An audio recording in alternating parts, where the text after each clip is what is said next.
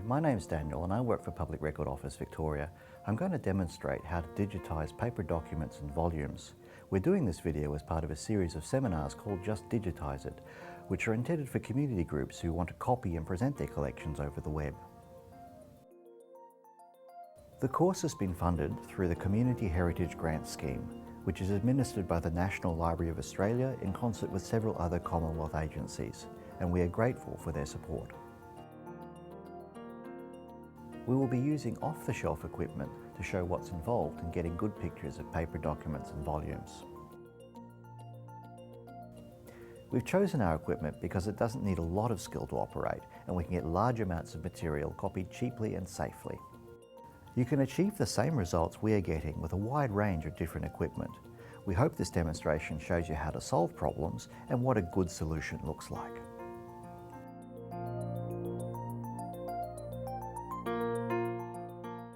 Let's look at the setup here.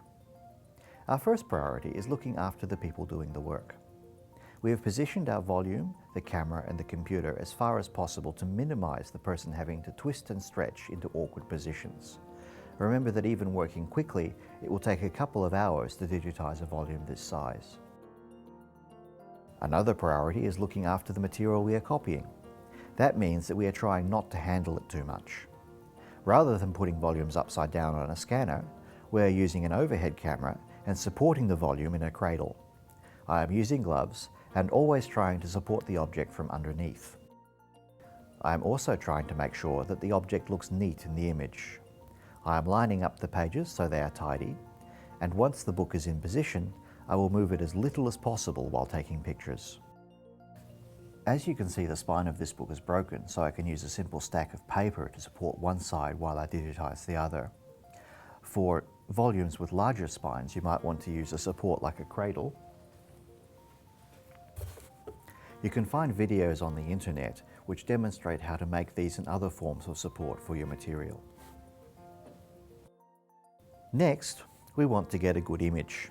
We have set up lights either side of the object pointing down at 45 degrees. We are using a lot of light, so shadows are washed out. The globes are compact fluorescents that have a high colour temperature of 5,500 Kelvin. These are often called daylight globes. They give more of a neutral white light than a yellow light that you might use in your living room. We want to get as much done as we can. This setup means we can control from the computer, and once the camera is in place and focused, we do not need to adjust it that often. We can also use this setup to digitize files, particularly if they are bound together. Lastly, we don't want to lose the images. We are saving to an external hard drive and backing up. There are many different ways you can make copies of digital files, but make sure you have backup copies.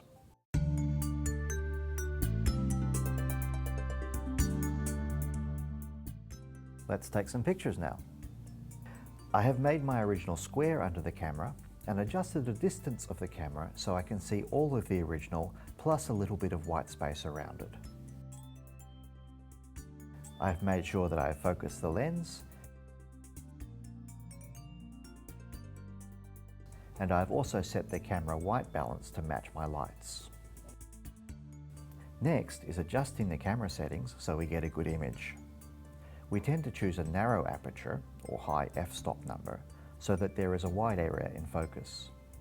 To compensate for the narrow aperture, we are going to leave the shutter open for a long time, 1/20th of a second. If we were holding the camera and taking a picture, we would likely get a blurry result because this is long enough for our hands to shake. Here, the camera is secure and we aren't touching it, so we can make each shot take as long as we need.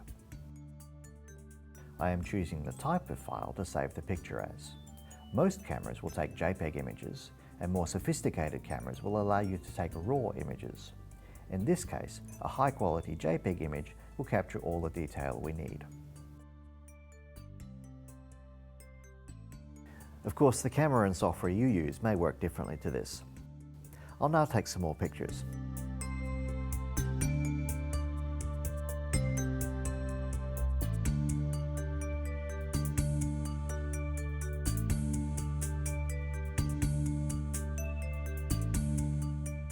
It is of course hard to stop at just one.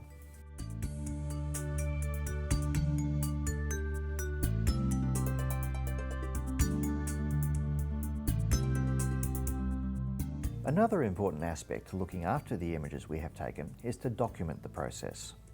In this case, I'm going to record the image numbers I have taken on this spreadsheet against the name of the file. I'll also put down the date and my initials. If there are several people working on a project, it is useful to know who has done what. Let's look at the images we have just taken. First, we'll look at them in sequence quickly using a slideshow program. I'll also show some ones we took earlier which are badly exposed, too dark and too light.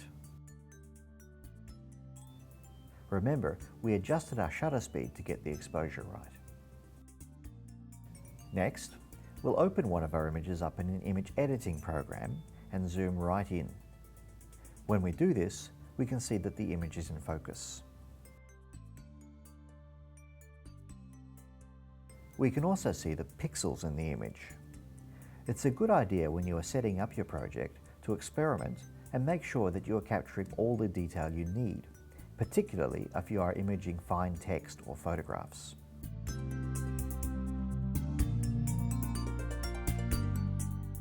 This software allows me to choose where the pictures will be saved to the hard drive and what name they will have. It will also allow me to take a sequence of pictures and automatically number them for me. Generally, if you're copying photographs, you'll want to use a flatbed scanner, but this setup is still very useful if the photographs are in frames or bound into volumes.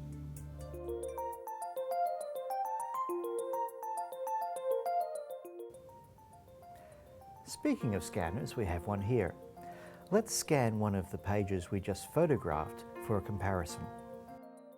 Again, every scanner model will be different. For this sort of work, you will want a scanner with reasonably sophisticated software that allows you to preview and adjust your scanner to suit the image. This is a paper document, so I'm going to scan in colour at 300 dots an inch. You will generally want to scan photographs at a slightly higher resolution so there is more detail to capture, and negatives need to be scanned at a very high resolution. I'm now going to select the area I want to scan and adjust the scanner to capture a little more colour detail in the upper and lower end of the spectrum. This adjustment is needed especially for photographs. Now I scan the object and tell the software to save the scan as a TIFF file.